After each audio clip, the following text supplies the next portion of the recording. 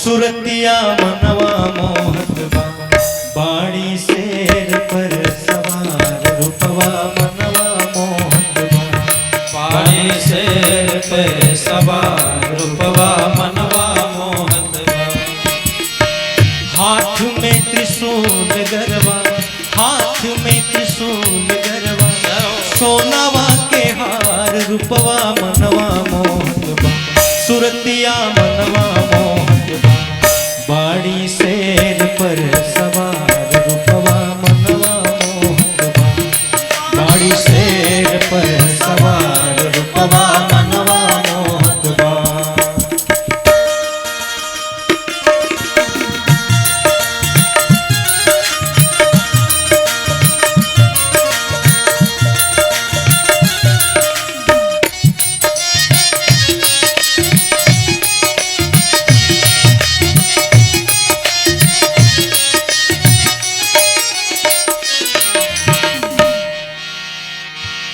हाथ चक्र दूजे सोहे तलवरिया भक्तन की गूंजत बाटे भारी जय करिया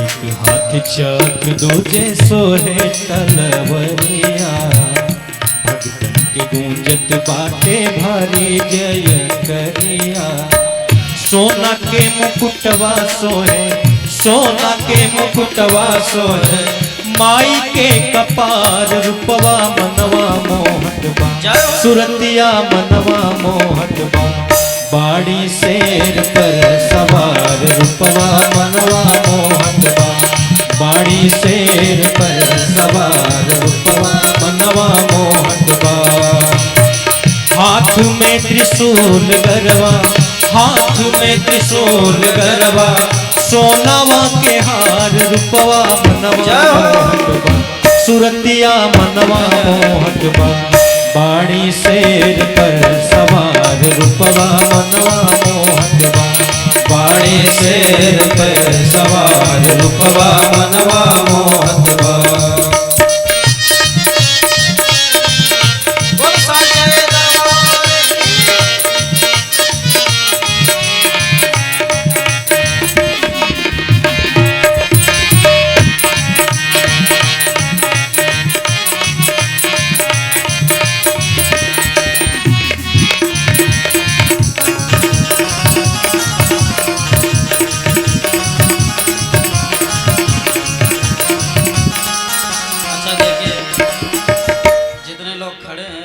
ताली नहीं बजा रहे क्या माता रानी अभी दर्शन नहीं दे रही इसलिए निराश है। हमें विश्वास है कि जो बैठे ताली बजा रहे हैं अगर खड़े वाले भी ऐसे ताली बजाएंगे तो जल्दी माता जी दर्शन देंगे। गदा सोहे फूल सोहे तिरिया धनुषिया लाल सोहे फूल सोहे तेरिया धनुषिया लाल रंग साड़ी मोहे चांद से सुरतिया लाल रंग साड़ी मोहे चांद से सुरतिया एक हाथे ओम धरे एक हाथे ओम धरे सृष्टि के सिंगार रूपवा मनवा मोहत बा सुरतिया मनवा मोहत बा बाड़ी शेर पर सवार रूपवा मनवा मोहत बा बाड़ी शेर पर सवार रूपवा मनवा मोहत बा बोल दुर्गा मैया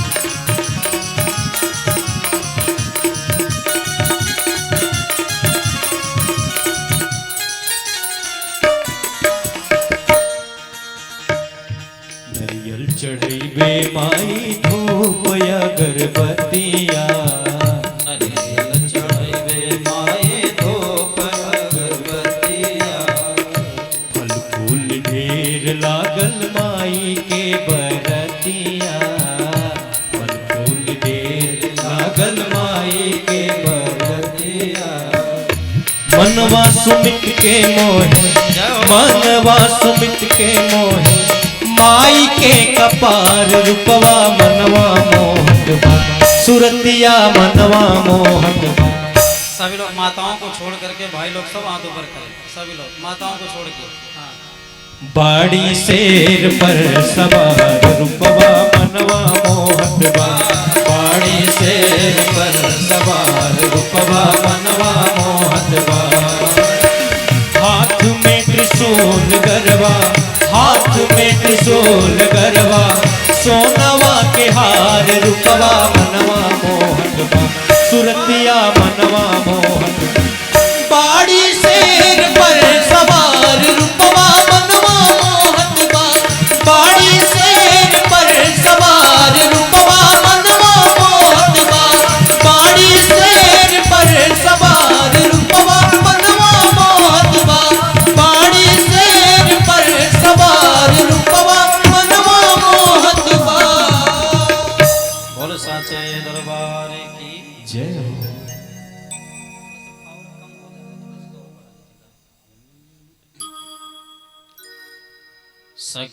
सच्चिदानंद रूपाय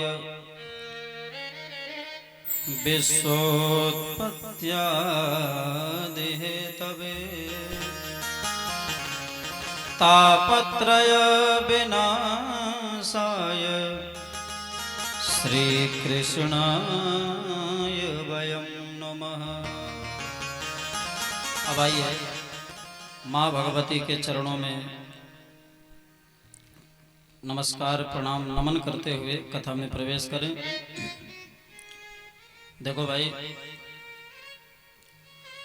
जब हम लोग भगवान की कथा सुनने के लिए बैठते हैं तो कथा सुनने के कुछ नियम हैं, जिन नियमों का पालन श्रोताओं को भी करना चाहिए और वक्ता को भी करना चाहिए। क्योंकि चाहे माँ भगवती के चरित्र हों या भगवान के चरित्र हों, ये कोई खिलवाड़ नहीं है। और हमें भगवान की कथा मनोरंजन के लिए नहीं, मनोमार्जन के लिए सुनना चाहिए। आजकल प्राय व्यासपीठ से हो या श्रोता लोग हो, कथा को केवल मनोरंजन का ही साधन बनाते जा रहे हैं। कथा सुनने के कुछ नियम हैं और उन नियमों का आप और हम दोनों लोग सातों दिन पालन करेंगे, तभी अच्छे श्रोता और अच्छे वक्ता बन सकते हैं। पहला नियम क्या है, बड़े ध्यान से सुनिएगा। जब हम भगवान की कथा सुनने के लिए बैठे तो हमारे अंदर तन्मयता होनी चाहिए। ये पहला नियम है, तन्मयता। तन्मयता का मतलब भगवानमय होकर के या देवीमय होकर के जितनी देर हम बैठ करके यहाँ पर कथा सुने, भले ही 10 मिनट ही बैठे, आधा घंटा बैठे, 1 घंटा बैठ के सुने, 3 घंटा बैठे, हमारा मन भगवान की कथा में होना चाहिए। यह है पहला लक्षण। और पता चले कि शरीर से आकर के परसोना में पंडाल के नीचे बैठ गए, शरीर बैठा है पंडाल के नीचे और मन जाकर के मोतिहारी के चौराहे में गोलगप्पा खा रहा है, बिग बाजार में जाके शॉपिंग कर रहा है, मुंबई में जाकर के सैर सपाटा कर रहा है, हिसाब किताब कर रहा है, तो सारा खेल गड़बड़ हो जाएगा। क्योंकि सारा खेल मनी राम का है। ये शरीर तो केवल एक निमित्त है। अरे भाई, संसार में जब हम किसी से बातें करते हैं तो मन करता है तभी बोलते हैं। अगर मन नहीं करेगा तो आपसे कोई बातें नहीं करेगा। जब मन करता है तब भोजन करते हैं, जब मन करता है तब सोते हैं, जब मन करता है तब जगते हैं। जब संसार के सारे कर्म क्रियाकलाप बिना मन के संभव नहीं है, तो दादाजी ये बताइए, भगवान की कथा बिना मन के कैसे सुन लेंगे? इसलिए मनी राम का बहुत बड़ा खेल है। शरीर केवल निमित्त है। इसलिए पहला लक्षण है तन्मयता।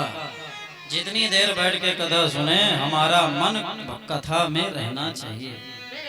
अच्छा, आप लोगों का मन कथा में लगा है कि नहीं लगा है, कैसे जानेंगे हम? तो देखो भाई, मान लीजिए कोई दादी या कोई दादाजी कथा सुन के गए और घर में नाते पोता बहू बेटा बेटा परिवार के लोगों ने पूछा कि दादाजी आज कौन सी कथा सुन के आए। अब दादाजी खोपड़ी खुजलाने लगे और आकाश के ऊपर देख करके तरैया गिरने लगे। अरे बेटा, हम जैसे ही गए ऐसी कथा सुनने को मिली कि जाते ही घराटे लग गए। 3 घंटा चैन की नींद खूब सोए और जब कथा विश्राम हुई, प्रसादी की बारी आई और व्यास जी ने कहा बोल वृंदावन बिहारी लाल की जय। तब हमारी नींद तो टूटी महाराज और लेके प्रसादी अपने अपने घर चले गए। कहने का मतलब यह है कि यहाँ से सुनने के बाद और अगर आपने अपने नाती पोता बेटा बहू घर परिवार को हूबहू वही कथा सुना दिए तो इसका मतलब आप नंबर 1 के श्रोता हैं और नहीं माँ भगवती के पंडाल में आकर के सोता हैं।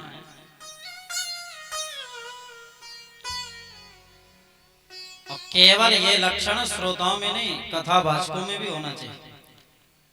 जब कोई कथावाचक भगवान की कथा सुनाने के लिए बैठे तो उसे भी तन्मय होकर कथा सुनाना चाहिए, भगवानमय होकर। अच्छा, व्यास जी कथा मन से सुना रहे हैं कि नहीं सुना रहे हैं, इसका प्रमाण क्या है? आप पहली बार ये बात सुन रहे होंगे। मान लीजिए, वैसे तो बहुत बड़ा सहयोग दुर्गा पूजा समिति का है, परसोना गांव वालों का है, लेकिन भाई हम तो यहाँ गांव में किसी को जानते नहीं थे, बस एक प्रमोद ठाकुर जी को ही जानते थे। प्रमोद ठाकुर जी ने एक दूसरे प्रमोद को लेकर के यहाँ बैठा दिया कथा सुनाने के लिए। किस लिए? भागवत की कथा सुनाने के लिए। अब पता चले कि 7 दिन हम भागवत की कथा न सुना के केवल भागवत सुनावे, केवल किस्सा कहानी चुटकुला गाना बजाना, ज्यादा से ज्यादा हर 10 मिनट में एक गाना, हर 10 मिनट में एक भजन, तो वो तो भजन संध्या हो जाएगी, कथा तो होगी। लेकिन आजकल लोग यही चाहते हैं हर 10 मिनट में भजन हो, हर 10 मिनट बीच में भजन हो। तो इसके लिए कथा न सुन करके भजन संध्या कराना चाहिए। देखो भाई, व्यासपीठ से जिस पुराण की कथा सुनाने के लिए बैठे हैं उसी पुराण की कथा सुनानी चाहिए। थोड़ा बहुत दृष्टांत दे करके लोगों को समझाना चाहिए। और कथा में संगीत उतना होना चाहिए और सार्थक संगीत होना चाहिए जितना दाल में नमक। अब पता चले कि दाल के बराबर नमक हो जाए तो जायका खराब होगा कि नहीं। इसलिए ज्यादा से ज्यादा कथा होनी चाहिए और जब थोड़ा से लोगों को नींद आने लगे तो बीच में थोड़ा से भजन हो जाना चाहिए। दवाई जब कड़वी लगने लगे तो शहद चटा करके खिला देना चाहिए। बोलो जय माता की जय। थोड़ा से जोर से बोलिए जय माता की जय माता की।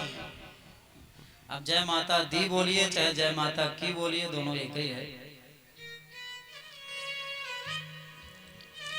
दूसरा लक्षण है, जब हम भगवान की कथा सुनने के लिए बैठे तो अहंकार शून्य होकर के बैठे, हमारे अंदर अभिमान नहीं होना चाहिए।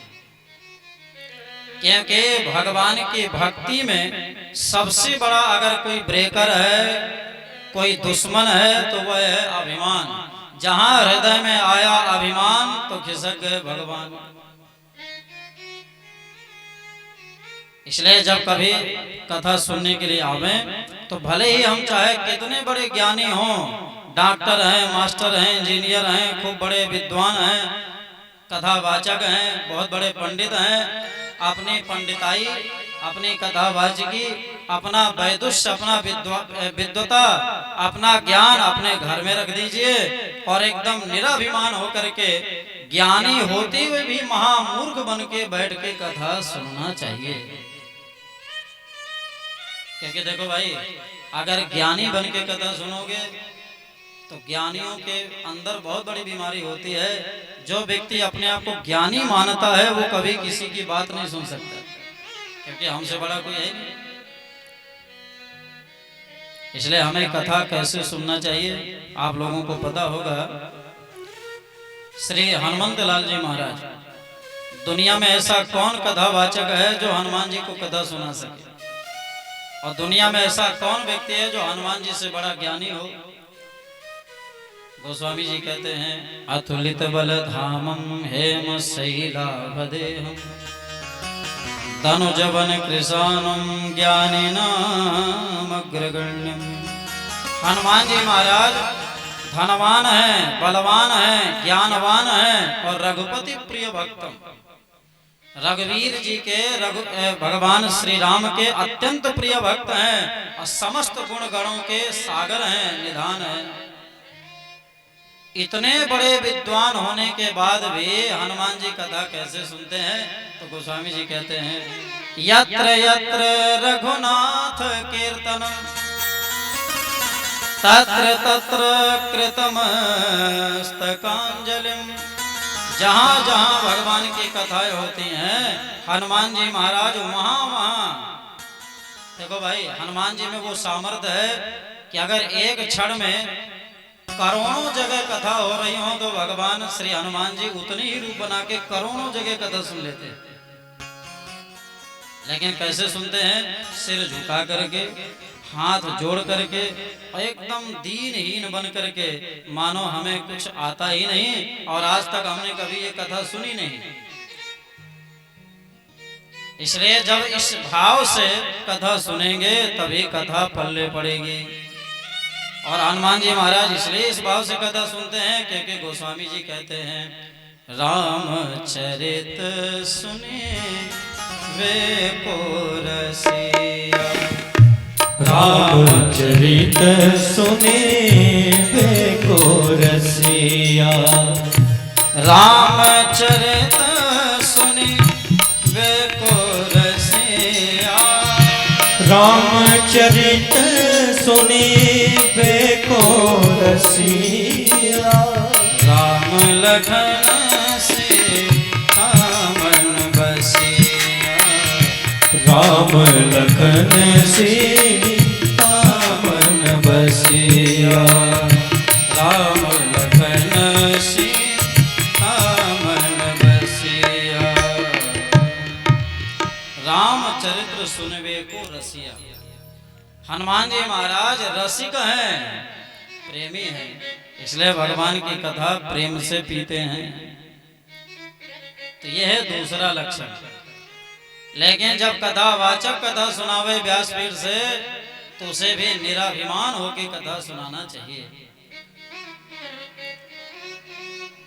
अगर कथावाचक बैठ करके व्यासपीठ से सातों दिन केवल यही चिल्लाए, ए भैया ये मेरा मत है, ये मैं कह रहा हूं, ये मेरा भाव है, तो समझ जाना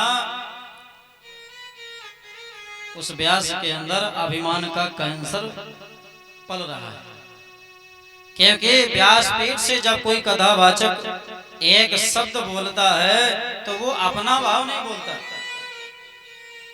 व्यासपीठ से भगवान श्री हरि माँ भगवती ही बुलवाते हैं और श्रोता के रूप में, आप लोगों के रूप में माँ भगवती या भगवान ही कथा सुनते हैं।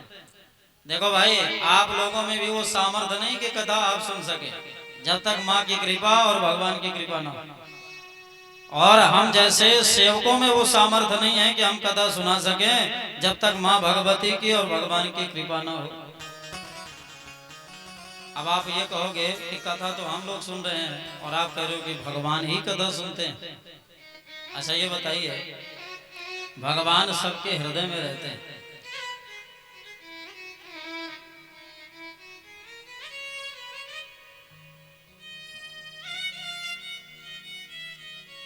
मान लीजिए कहीं हार्ट अटैक हो गया, दिल का दौरा पड़ गया, तो क्या ये शरीर कथा सुनेगा? कहीं भगवान दिल से निकल के चले जाएं तो शरीर धारा का धारा रह जाएगा। इसलिए माता जी भगवान ही कथा सुनते हैं हमारे अंदर बैठ के, और भगवान ही कथावाचकों के अंदर बैठ के बोलते हैं और बुलवाते हैं और सुनते हैं सुनाते हैं। ये भाव हम आप सबको सातों दिन रखना होगा और इन्हीं भाव को लेकर के हम लोग कथा में प्रवेश करेंगे। बोलिए भागवत महापुराण की जय हो।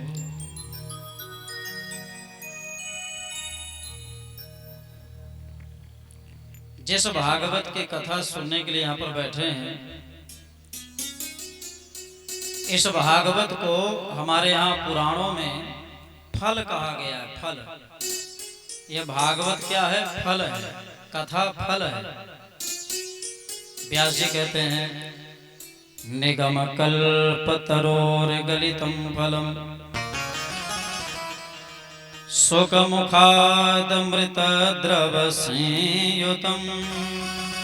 निगम कल्प तरोर गलितम फलम, ये जो भागवत है ये वेद रूपी कल्प वृक्ष का परिपक्व पका हुआ तप का है, फल है।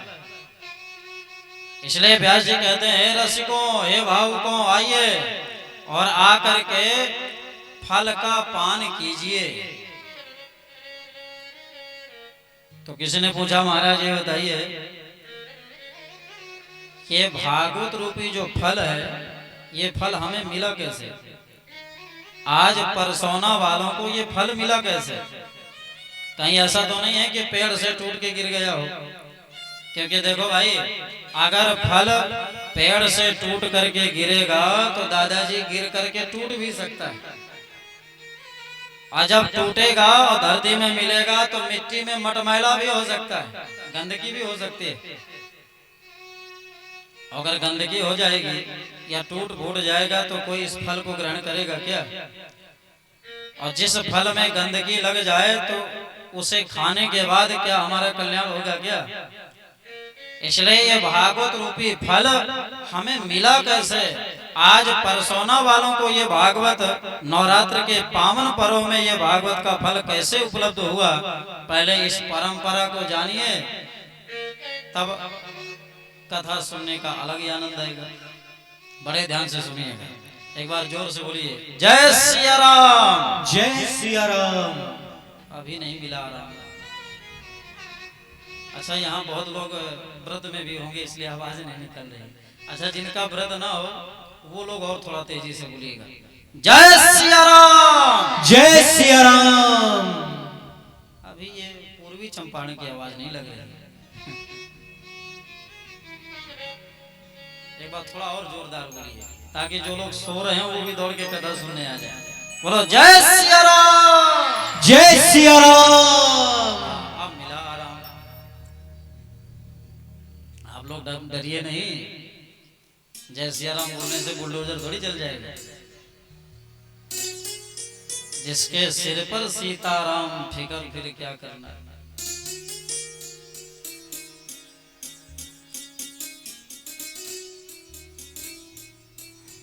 तो ये फल हमें मिला कैसे, पहले ये परंपरा जाने कि ये भागवत रूपी फल आज परसोना में कैसे उपलब्ध हुआ। तो देखो भाई, जब पूरे संसार में केवल जल ही जल था, जल के अतिरिक्त संसार में कुछ था ही नहीं, और उस जल में क्षीर सागर पर भगवान नारायण अपने शेष पर शयन कर रहे हैं। भगवान नारायण के मन में संकल्प हुआ, एको हम बहुश्याम, मैं एक हूँ बहुत हो जाऊं। जब भगवान की लीला करने की इच्छा हुई, भगवान को कुछ खेलने का मन किया, तो भाई खेल अकेले में तो होता नहीं है। बोलो राधे राधे। माताओं बात समझ में आ रही है ना? थोड़ा सा मुंडी हिला दीजिए ऐसे। हाँ, भगवान ने सोचा भाई खेल खेलने के लिए, लीला करने के लिए बहुत बनना पड़ेगा। इसलिए भगवान नारायण ने अपने नाभि से सबसे पहले कमल को प्रकट किया। आजकल कमल बोलने में बड़ा डर लगता है। एक बार कप्तानगंज में कथा कर रहे थे तो चुनाव का समय चल रहा था और हमने कह दिया भगवान नारायण के नाभि से कमल प्रकट हुआ। बोल कमला कांत भगवान की। तो एक नेताजी ने कहा भैया ए पंडित जी ये क्यों कमल का प्रचार कर रहे हैं? आप हमारी पार्टी का नहीं कर सकते तो आप कमल का क्यों कर रहे हैं? लेकिन परसोना वालों आप बताओ, क्या ये कमल किसी पार्टी का चिन्ह है? क्या ये कमल हमारे भगवान के नाभि से नहीं प्रकट हुआ? क्या ये कमल किसी बीजेपी का या फलाने ठिकाने का है क्या? ये कमल किसी की बपौती नहीं है। ये कमल हमारे प्रभु के नाभि से प्रकट हुआ है। लेकिन धन है भारत देश की, यहाँ आप कमल का नाम नहीं ले सकते। तो भगवान के नाभि से कमल प्रकट हुआ और उसी कमल से 4 मुख वाले ब्रह्मा पैदा हो गए, प्रकट हो गए। ब्रह्मा जी ने जब चारों तरफ देखा तो केवल जल ही जल ब्रह्मा जी को दिखाई दिया। ब्रह्मा जी के मन में एक संकल्प आया कि मुझे पैदा किसने किया और मुझे करना क्या है। ये 2 प्रश्न, ये 2 संकल्प मन में आया और ये 2 प्रश्न आज हम सब के अंदर है कि वास्तव में हमारा पिता कौन है और संसार में आए हैं तो हमें करना क्या है। बोलो जय सिया राम। जय सिया राम। ब्रह्मा जी ने अपने पिता का पता लगाने के लिए जिस कमल नाल से प्रकट हुए थे, कमल से उसी कमल के नाल में घुस गए और नीचे चले गए। अतल वितल सुतल तरातल रसातल महातल पाताल तक चले गए महाराज, कहीं भी अंत नहीं पाया। ब्रह्मा जी बेचारे निराश होकर के कमल में बैठ गए। इतने में आवाज आई, तप, ब्रह्मा जी तपस्या करो, तुम्हें पता चलेगा कि तुम्हारा पिता कौन है, तुम्हें करना क्या है। 1000 दिव्य वर्ष तक ब्रह्मा जी ने घनघोर तप किया और उस तप के प्रभाव से भगवान नारायण ने दर्शन दिया। बोल लक्ष्मी नारायण भगवान की जय हो। नारायण प्रभु को ब्रह्मा जी ने प्रणाम किया और भगवान नारायण ने कहा बेटा मैं तुम्हारा पिता हूं और मैंने तुम्हें संसार बनाने के लिए पैदा किया। ब्रह्मा जी ने कहा कि प्रभु बात तो ठीक है, आप हमारे बाप हैं, पिता हैं, लेकिन ये बताओ हम संसार बनाएंगे कैसे? ना हमारे पास ईंटा है, ना बालू है, ना गिट्टी है, ना सीमेंट है, मटेरियल है ही नहीं। भगवान ने कहा ब्रह्मा जी ना तुम्हें कारीगर बनना है, ना तुम्हें मटेरियल की व्यवस्था करना है, तुम्हें केवल निमित्त बनना है। कारीगर भी मैं ही रहूंगा और मटेरियल भी मैं ही बनूंगा। इसलिए ब्रह्मा मैं तुम्हें अपना जो दिव्य ज्ञान है वो तुम्हें प्रदान करता हूं, जिसको प्राप्त करके तुम संसार का निर्माण करोगे और संसार के निर्माण करने में या करने के बाद तुम संसार के प्रति मोहित नहीं होगे। बोलो जय सिया राम। जय सिया राम। अच्छा देखिए ब्रह्मा जी ने इतना बड़ा संसार बनाया, ये पेड़ पौधे नदियां समुद्र पहाड़, ये सब जो चश्मा लगाए दादाजी लोग बैठी हैं, दादी माताएं बहनें, ये साउंड सर्विस टेंट पंडाल, ये सब ब्रह्मा जी के तो बनाया हुआ है। तो जब हम पेड़ काटते होंगे तो क्या ब्रह्मा जी को कष्ट नहीं होता होगा कि सब हमारा बगीचा उजाड़े जा रहे हैं? लेकिन आज तक ब्रह्मा जी को कभी मोह नहीं हुआ, कभी आज तक एक थप्पड़ मारने नहीं आए। क्यों? भगवान ने ब्रह्मा जी ने संसार बनाया लेकिन संसार के प्रति मोह नहीं है। मोह इसलिए नहीं है क्योंकि ब्रह्मा जी ने संसार बनाने के पहले भगवान से दिव्य ज्ञान लिया। और आज हम परसोना में एक तल्ले का घर बना दें, अगर बुलडोजर चल जाए महाराज तो लेके लाठी खड़े हो जाते हैं, या 1-1 इंच जमीन के लिए लड़ मरते हैं। इतने मोह में फंसे क्यों? क्योंकि संसार को बनाने के पहले हम लोगों ने कभी ज्ञान लिया नहीं। बोलो जय सिया राम। इसलिए भगवान नारायण ने सबसे पहले ब्रह्मा जी को 4 श्लोकों के भागवत का ज्ञान दिया, जिसे चतुश्लोकी भागवत कहते हैं। अहमेवा समेवाग्रे नान्यद् सदसत्परं पश्चादहं यदेतच्च यो वशिष्येत सोऽस्म्यहम्। ये इत्यादि 4 श्लोक हैं जिन्हें चतुश्लोकी भागवत कहते हैं, सबसे पहले भगवान नारायण ने ब्रह्मा जी को दिया।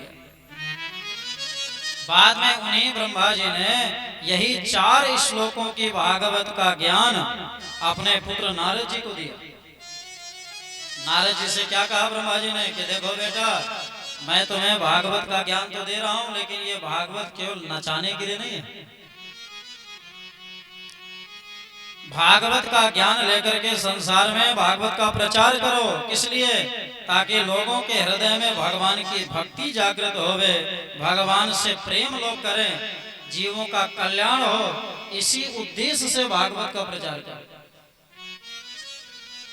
बाद में नारद जी ने उसी 4 श्लोकों की भागवत को वेद व्यास जी महाराज को सुनाया। बोल व्यास जी महाराज की जय। देखो भैया, जब व्यास जी ने 17 पुराण लिख डाले, 6 शास्त्र वेदों का विस्तार किया, तो व्यास जी के मन में निराशा थी। व्यास जी के मन में यह भाव आया कि मैंने जीवन में बहुत कुछ किया, लेकिन अभी हमारे अंदर कमी है। उसी कमी को दूर करने के लिए नारद जी प्रकट हुए और नारद जी ने व्यास जी को 4 श्लोकों की भागवत का ज्ञान दिया। व्यास जी के दुख को दूर किया। और देखिए, बाद में उन्हीं व्यास जी ने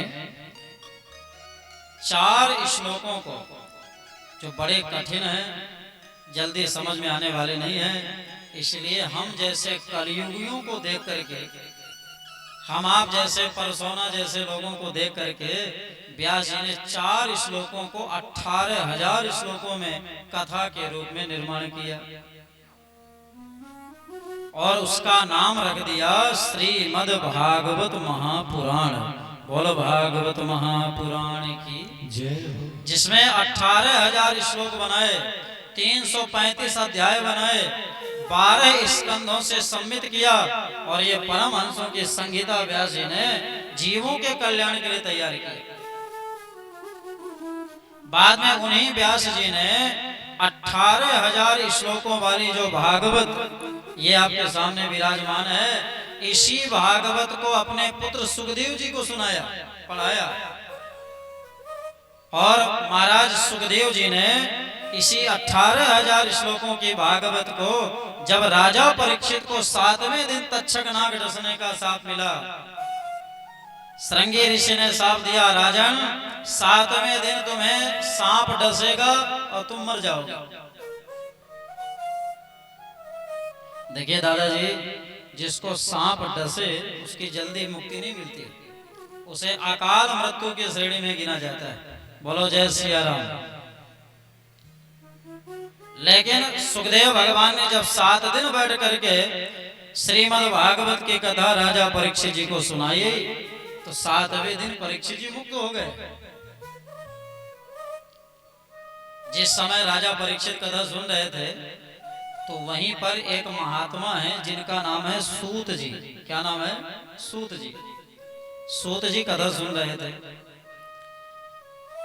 और उन्हीं सूत जी ने इसी 18,000 श्लोकों की कथा को सुखदेव भगवान से सुन करके नैमिषारण्य में 88,000 महात्माओं को सुनाया और उन्हें 88,000 महात्माओं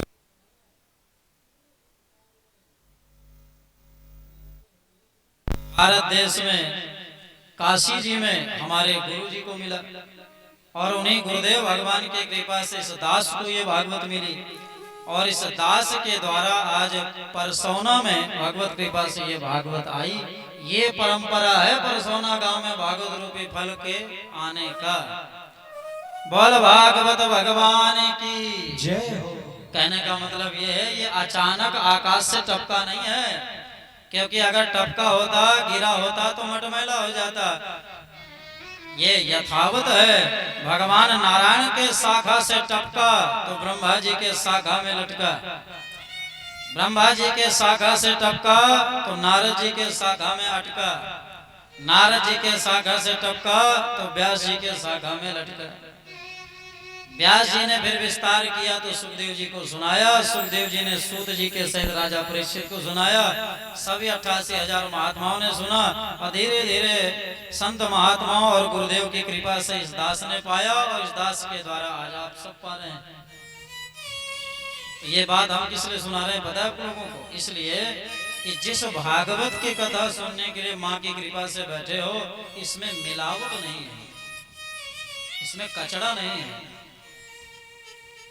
आज अगर व्यासपीठ से कथा में भागवत में अगर कोई मिलावट हो रही हो, अगर कचड़ा मिलाया जा रहा हो, तो कहीं ना कहीं हम जैसे दुष्ट कथा वाचकों की ही गलती हो सकती है। लेकिन वस्तुतः भगवान की कथा में कोई कचड़ा नहीं है, कोई मिलावट नहीं है। ये यथावत फल है जो नारायण ने ब्रह्मा जी को दिया, आज वही परसोना में माँ भगवती की कृपा से आप सबको मिल गया है। बोलो जय माता की। जय माता की।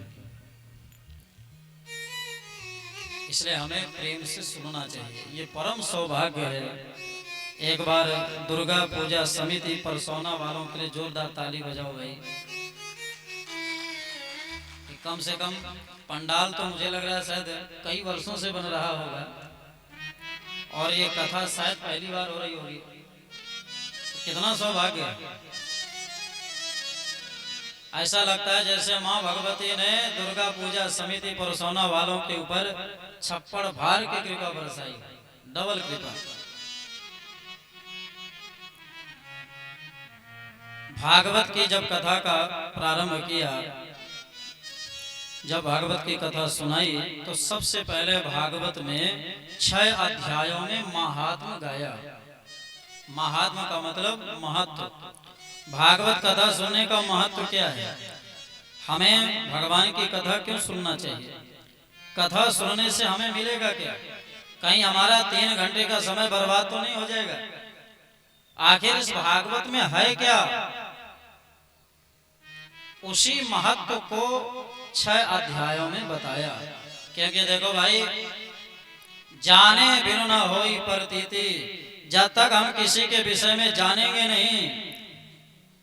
अगर प्रमोद ठाकुर जी इजरा नवादा ढाला में कथा सुनने नहीं जाते और हमें नहीं पहचानते, तो यहाँ तक कैसे लाते?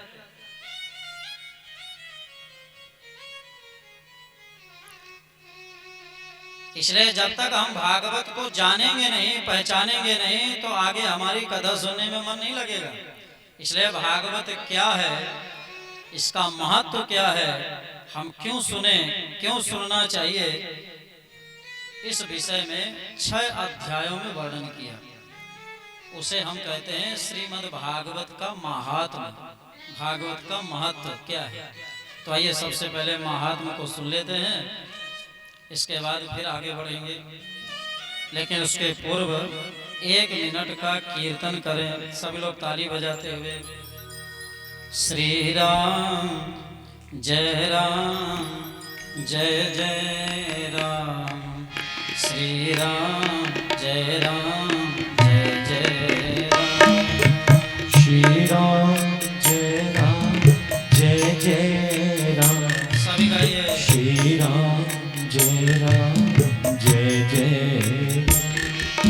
श्री राम जय राम जय जय राम, श्री राम जय राम जय जय राम, श्री राम जय राम सभी जय गाइए, जय ताली बजाते हुए। राम।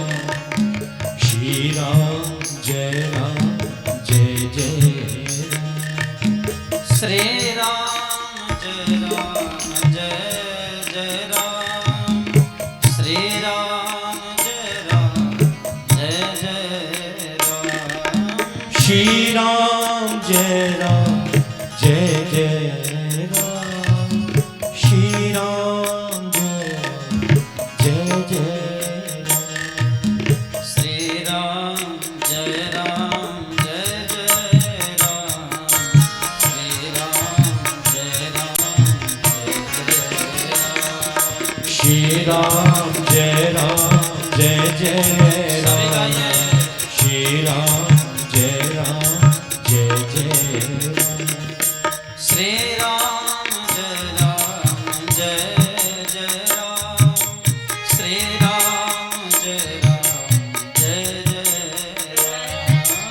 श्री राम जय जय राम, श्री राम जय राम, श्री राम जय जय राम, श्री राम जय राम,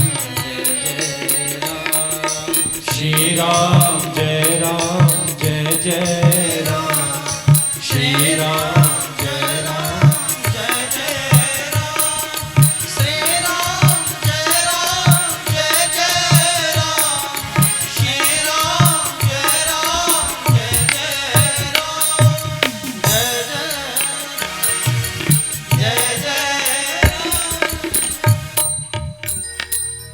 राजा रामचंद्र भगवान की जय हो। दसवीं भी आ रही है। सच्चिदानंद रूपाय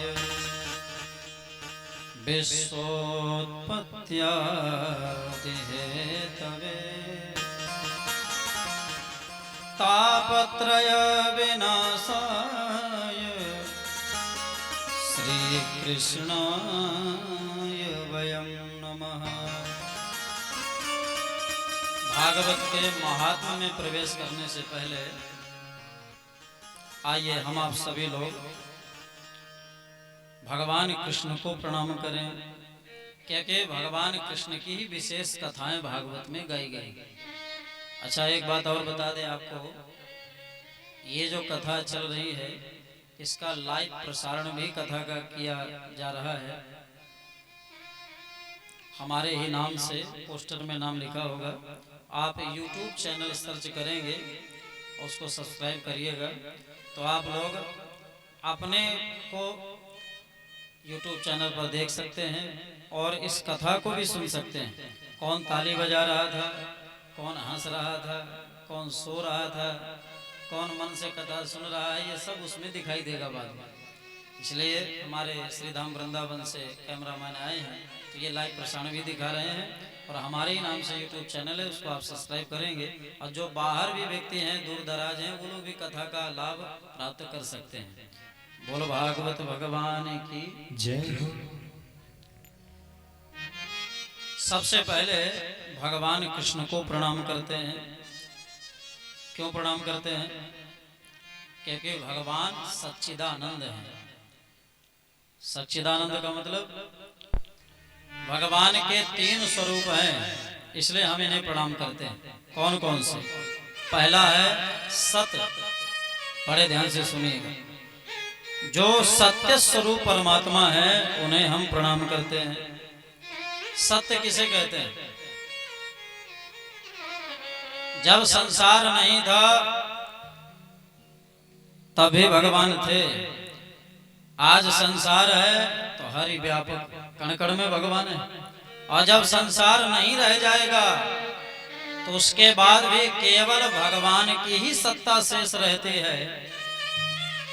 जो भविष्य में भी थे, वर्तमान में भी हैं और आगे भी जो रहेंगे, भूतकाल में जो थे और भविष्य में जो रहेंगे, वर्तमान में जो हैं, तीनों काल में जिनकी अव्याहत गति है, तीनों काल में जो सत्यवत रहते हैं, तीनों काल जिसे बांध नहीं सकता, जो तीनों कालों से परे हैं, ऐसे सत्य स्वरूप परमात्मा भगवान कृष्ण को हम प्रणाम करते हैं।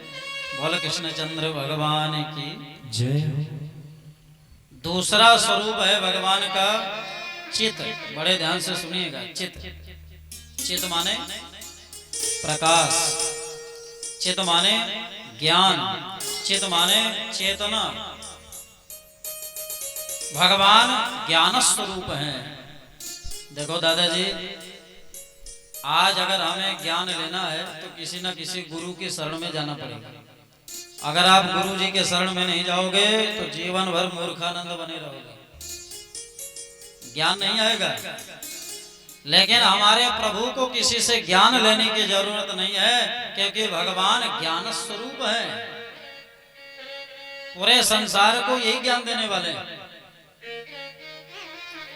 आज अगर भगवान भास्कर पूरे त्रिलोकी को प्रकाश दे रहे हैं तो हमारे भगवान कृष्ण की कृपा से। अगर भगवान नारायण बटन दबा दें, स्विच ऑफ कर लें, तो भगवान सूर्य भी प्रकाश नहीं दे सकते। इसलिए जो साक्षात प्रकाश स्वरूप है और जो भगवान चैतन्य है, चेतना के रूप में सबके हृदय में जो विराजमान है, आज भगवान की कृपा से ही हम सब चैतन्य हैं, देख रहे हैं, बोल रहे हैं, सुन रहे हैं, चल रहे हैं। अगर भगवान ये चेतना छीन ले तो ये आंखें नक्शे के नक्शा बन करके रह जाएंगे, नाक से सूंघ नहीं पाएंगे, खाली नक्शा बना रह जाएगा। बोलो जय सिया राम।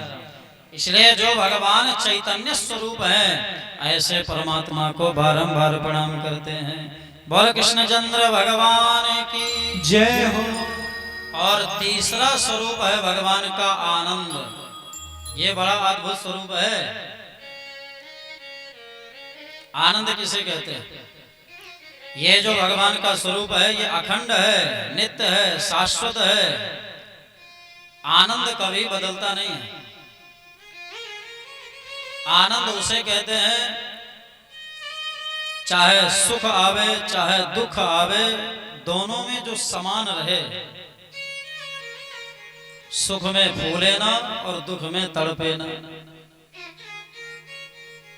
आज अगर हमारे अंदर सुख आ जाए तो रसगुल्ला हो जाते हैं, और दुख आ जाए तो हे भगवान हमने आपका क्या बिगाड़ा था। इसलिए दुख और सुख दोनों में जो समान रहे, उसे ही भगवान कहते हैं, उसे ही आनंद कहते हैं। जब राम जी को पता चली बात, मेरा राज्याभिषेक होने वाला है, प्रसन्नतां न गताभिषेकतस् तथा न ममले बनवास दुःखतः। जब राम जी को ये ज्ञात हुआ कि पिताजी मुझे राजा बनाने वाले हैं, तो राम जी ने जब ये बात सुनी तो प्रसन्न नहीं हुई, कोई हर्ष नहीं। नहीं तो महाराज आजकल तो कुर्सियों की लड़ाई चल रही है, कुर्सी नहीं मिलती तो एक दूसरे के ऊपर कुर्सियां मारने लगते हैं। लेकिन राम जी को अयोध्या जैसी कुर्सी मिल रही है, लेकिन हर्ष नहीं हुआ, प्रसन्न नहीं हुए। लेकिन जब पता चली बात कि आपको राजा नहीं, आपको बनराज बनाया जा रहा है, आपको बन का राजा बनाया जा रहा है, कान पकड़ के भगा दिए जाओगे। ये बात सुनकर के राम जी को विषाद भी नहीं हुआ, माथा में सिकुड़न नहीं आई। इन्हें कहते हैं भगवान। देखिए माता जी, आज संसार में बहुत से लोग अपने आप को भगवान मना करके पुजवा रहे हैं। हमारे गुरुजी कहते थे, अगर आपके ऊपर कोई थूक दे और आपको क्रोध ना आवे, आप उसे गाली गलौज न दें, तो हम आपको भगवान मान लेंगे। अगर आपको रोज कोई गाली दे, या आप कुर्सी में बैठे हो, आपको एक चरण का प्रहार करके कुर्सी से भगा दे, फिर भी आपका माथा न सिकुड़े, आप गर्म न होवे, क्रोध न आवे, तो भगवान गुरु जी कहते हैं हम आपको भगवान मान लेंगे। अरे जिसे अयोध्या की राजगद्दी मिल रही हो, दूसरे दिन कान पकड़ के वनवास दे दिया जाए, राज्य छोड़ने का आदेश दे दिया जाए, वनवासी बना दिया जाए, फिर भी राम जी को किसी प्रकार का कोई दुख नहीं हुआ, उन्हें ही भगवान कहते हैं। यही है आनंद। इसलिए देखो भैया, ये जो आनंद है ना, ये संसार में नहीं मिलने वाला। आज हम सबकी यही मूर्खता है कि उस आनंद की खोज हम संसार में करते हैं, जो कि आनंद संसार की वस्तु नहीं है। संसार में तो केवल सुख और दुख ही प्राप्त हो सकता है। संसार का जो सुख है, मान लीजिए हमें किसी ने बढ़िया रसगुल्ला खिला दिया, तो जब तक जीभ में रहा तब तक आनंद आ गया, और जहां जीभ से पेट में गया तो सब चौपट हो गया। तो वो आनंद नहीं है, वो सुख है। थोड़ी देर के लिए सुख मिला और बाद में जैसे आराम हो गया। इसलिए संसार से जो वस्तु मिलती है, तो जैसे संसार आज है तो कल नहीं रहने वाला, उसी प्रकार संसार से मिला हुआ सुख और दुख ये कभी रहने वाला नहीं। लेकिन आनंद अनंत है। नित्य है, शाश्वत है। और ये आनंद हमें संसार से नहीं मिलेगा। अगर आनंद किसी को चाहिए तो आ जाइए इस समय पूर्वी चंपारण जिला के ग्राम परसौना में माँ भगवती के पंडाल के नीचे खूब आनंद बढ़ रहा है। ये आनंद केवल सत्संग में मिलेगा। ये आनंद केवल सद्गुरुओं के, संतों के चरणों में बैठ के मिलेगा। इसलिए हमारे प्रभु आनंद स्वरूप हैं। बोल आनंद भगवान की जय। गोस्वामी जी लिख रहे हैं भगवान कैसे हैं, तो गोस्वामी जी कहते हैं जो आनंद सिंधु सुख राशि, जो आनंद सिंधु सुख राशि, से करते लोक सुपासी, से करते लोक सुपासी। जो आनंद सिंधु सुख राशि, भगवान आनंद के सिंधु हैं। सिंधु माने समुद्र है। बोलो जय सिया राम। भगवान ने क्या किया, एक सीख लेकर के आनंद सिंधु में डुबा दिया। सिंधु माने समुद्र। और उस सीख में आनंद सिंधु का एक बिंदु ले लिया और लेकर के पूरे संसार में छिड़क दिया। गोस्वामी जी कहते हैं सीकरते त्रैलोक सुपासी। आज आनंद सिंधु के एक बिंदु का ये चमत्कार कि आज पूरा संसार खिलखिला रहा है, हंस रहा है। देखिए माताएं भी हंस रही हैं, देखो दादाजी लोग भी हंस रहे हैं। नहीं हंस रहे तो थोड़ा हंस ही दीजिए। हाँ ये देखो सब हंसने लगे। ये क्या है, ये केवल आनंद सिंधु के एक बिंदु का कमाल है। अब जरा विचार करिए माता जी, जब एक बिंदु का ये चमत्कार है और कहीं हम साक्षात आनंद में ही निमग्न हो जाए तो फिर कितना आनंद नहीं आएगा। तो ऐसे जो आनंद स्वरूप परमात्मा है उनके चरणों में बारंबार प्रणाम है। बोल आनंद भगवान की जय हो। अच्छा भगवान फिर करते क्या, तो कहते हैं विश्वोत्पत्त्यादि है तवे। विश्व को बनाना, विश्व का भरण पोषण करना और पूरे विश्व का प्रलय करना, ये तीन ही काम भगवान के। ऐसे प्रभु के चरणों में बारंबार प्रणाम है। अच्छा तो किसी ने कहा महाराज एक बात बताइए, हम भगवान को प्रणाम तो करें लेकिन हमारा स्वार्थ क्या सिद्ध होगा, क्योंकि पूरी दुनिया आज स्वार्थी है। जब तक सास के बगल में चाबी का गुच्छा टंगा है तब तक बहुएं खूब गरम गरम रोटी और खूब चकाचक देसी घी का हलवा खिलाती है। क्यों, शायद अंतिम समय हमें ये गुच्छा मिल जाए।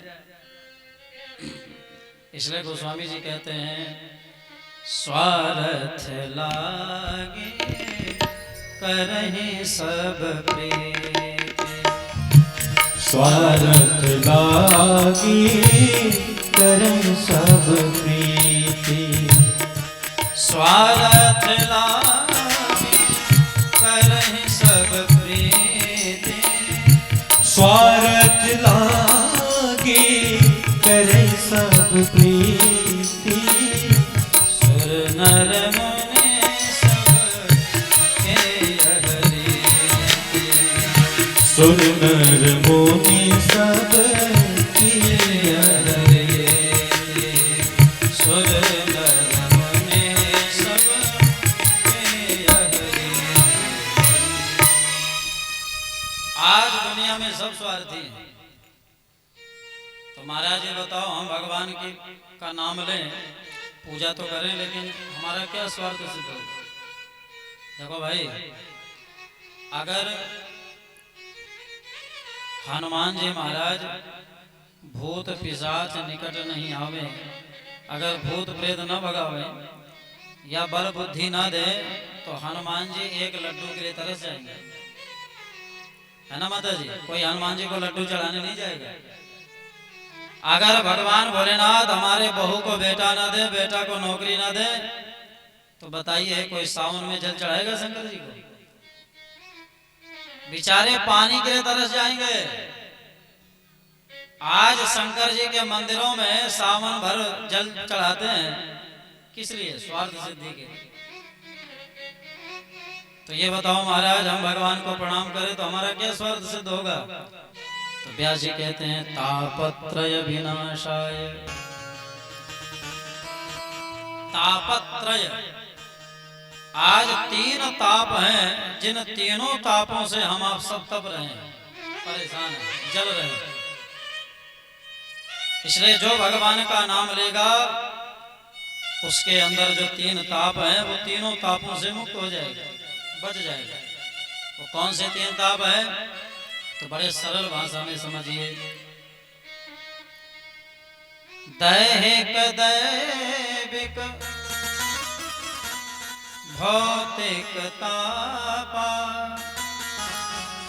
राम राज्य काहू ही नहीं व्यापा। दैहिक, दैविक और भौतिक, इसी को हमारे यहाँ शास्त्रों में आध्यात्मिक ताप कहते हैं, आधि भौतिक ताप कहते हैं और आधि दैविक ताप कहते हैं।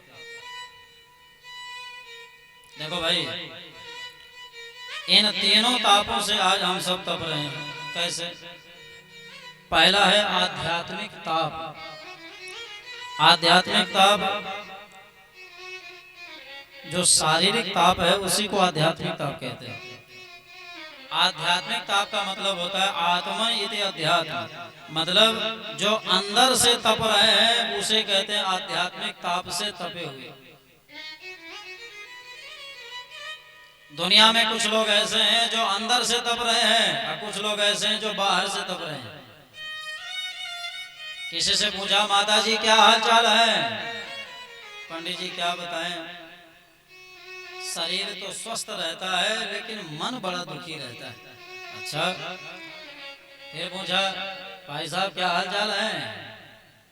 पंडित जी क्या बताएं, मन तो हमेशा प्रसन्न रहता है लेकिन शरीर में कोई ना कोई रोग बना रहता है। अच्छा, तो आपके क्या हाल चाल है भैया? बोले पंडित जी हमारा तो हाल चाल ठीक है, शरीर भी सही है, मन भी प्रसन्न रहता है, लेकिन जेब गर्म नहीं है। कोई तन दुखे कोई मन दुखे, कोई धन बिन रहत उदास, थोड़े थोड़े सब दुखी सुखी राम के दास। राम के दास कभी न होवे उदास, बाकी सब हदास। बोलो जय सिया राम। काम क्रोध लोभ मोह मद मात्सर ईर्षा छल छद्म पाखंड, ये सब हमें अंदर से जलाए डाल रहा है। परसोना के बाजार में हमारी दुकान है, फलाने व्यक्ति बगल में दुकान खोल लिया, इसी टेंशन के मारे रात भर नहीं सो रहे। कहां से फालतू आ गया? इसलिए अंदर से जल रहे हैं, कुछ लोग बाहर से जल रहे हैं। लेकिन जो भगवान का भजन आनंदी होगा, भगवान का नाम लेगा, उसे शारीरिक ताप या आध्यात्मिक ताप परेशान नहीं करेगा। अगर सिर दर्द ज्यादा हो रहा हो, घुटने में दर्द हो, पेट में दर्द बन रहा हो, तो भगवान का नाम लीजिए, सारे दर्द दूर हो जाएंगे। तो किसी ने कहा पंडित जी लग रहा है झूठ बोलने का ठेका लेके बैठे हैं। मतलब हम लोग भगवान का नाम खूब ले रहे हैं लेकिन आज तक कभी घुटनों का दर्द गया ही नहीं। भगवान का नाम खूब ले रहे हैं लेकिन आज तक कभी पेट का दर्द गया ही नहीं। इसमें भगवान के नाम में कमी नहीं है, कहीं ना कहीं हमारे अंदर कमी है। अच्छा देखिए, संसार में जब हम कोई व्यवहार करते हैं तो विश्वास में ही करते हैं। अगर किसी के प्रति विश्वास न हो तो बताइए गाड़ी कैसे चलेगी? ट्रेन में सो रहे हैं, घराटे मार रहे हैं, अगर ड्राइवर पर विश्वास न हो तो लेके गंगा जी में नारायणी में डुबा देगा।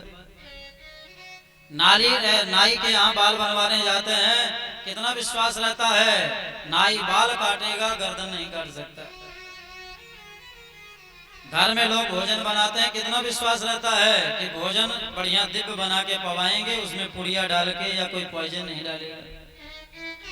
भरोसे पर गाड़ी चल रही है। इतना ही भरोसा अगर हमें भगवान के नाम पर, भगवान की कथाओं पर अगर ईमानदारी से हो जाए, चाहे वो आप हों या व्यासपीठ में बैठे हम हों, कभी परेशान नहीं होना पड़ेगा, कभी सिर दर्द नहीं होगा, कभी घुटनों के दर्द का आभास नहीं होगा। देखो भैया, भगवान का नाम, भगवान की कथाएं ऐसा नहीं है कि आपका जो प्रारब्ध है वो मिट जाएगा। प्रारब्ध में जो लिखा है वो भोगना पड़ेगा।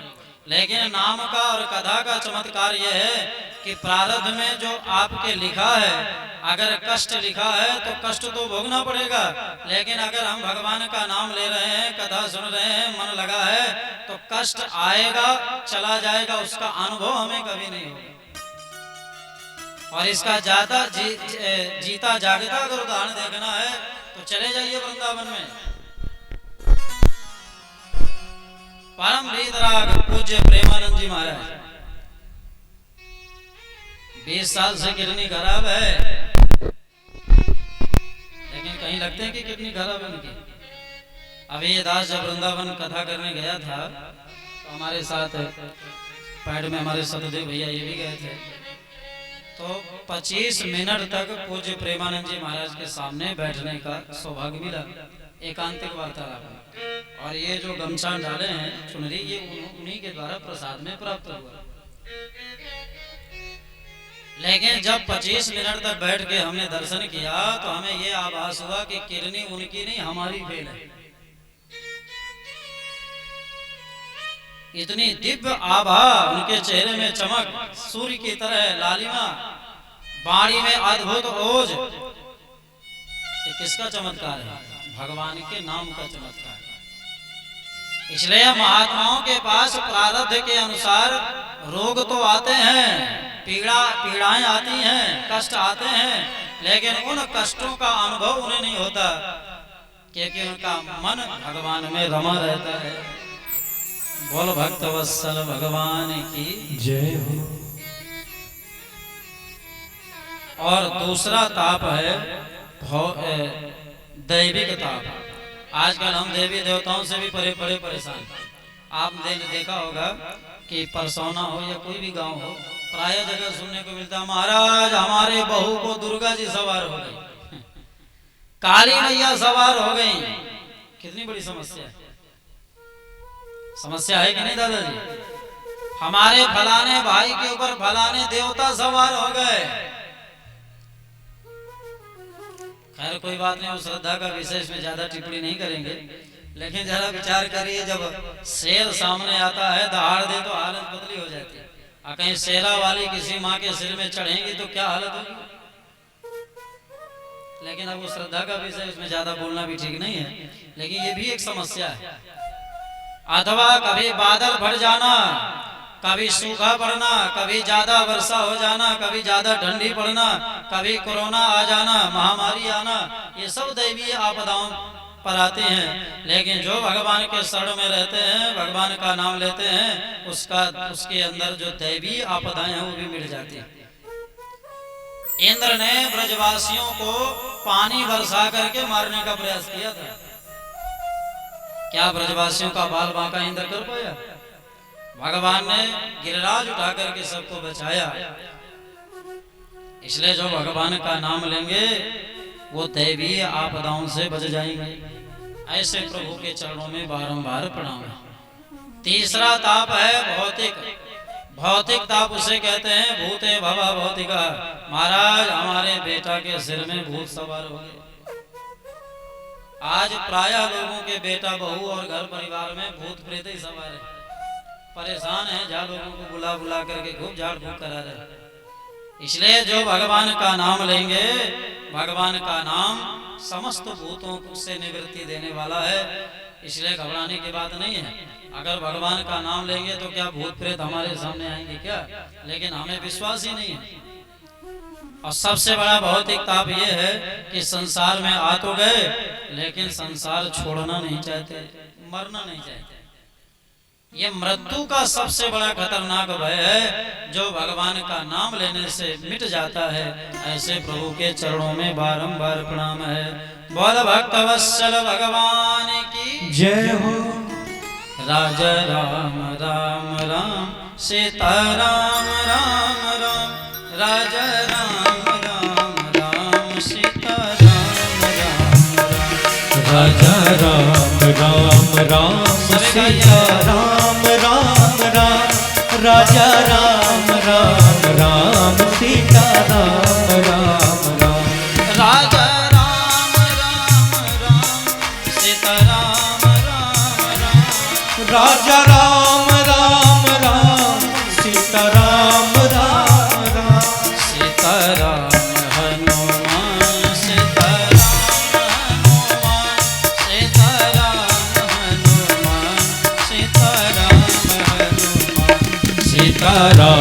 हनुमान सीता राम हनुमान सीता राम हनुमान सीता राम हनुमान सीता राम हनुमान सीता राम